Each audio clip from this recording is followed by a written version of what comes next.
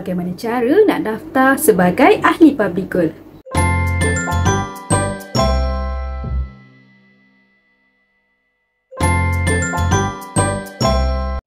Hai, Assalamualaikum tuan-puan. Nak daftar sebagai ahli public goal mudah sahaja. Tuan-puan hanya perlu ikuti 5 langkah berikut yang bolehkan daftar akaun public goal. Jom kita mulakan. Yang pertama, tuan-puan kena masuk profil saya dan tekan subscribe dan tekan pautan di laman web saya. Di laman web ini, tuan-puan akan nampak gambar saya. Di bahagian atas laman web ini, tuan-puan akan nampak butang daftar percuma. Betul, daftar bersama akaun public goal adalah percuma sahaja. Yang kedua, tekan butang daftar percuma.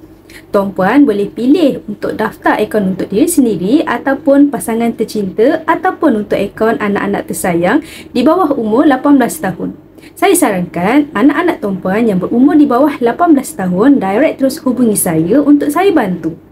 Yang ketiga, tuan-puan boleh terus saja isikan nama, nombor kad pengenalan, nombor telefon dan juga alamat email. Kemudian, tuan-puan boleh tekan proceed dan saya akan hubungi tuan-puan dalam masa 24 jam. Yang keempat, tuan-puan perlu muat turun aplikasi public goal.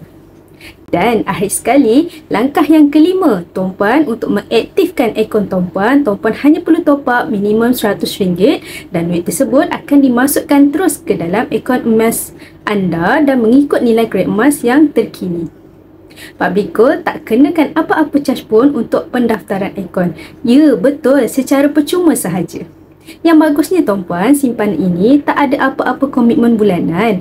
Namun bagi sesiapa yang konsisten menyimpan, saya jamin insya-Allah tuan-puan akan dapat manfaat yang sangat banyak. Nak mula menabung emas dengan ilmu? Jom saya bantu sebaiknya.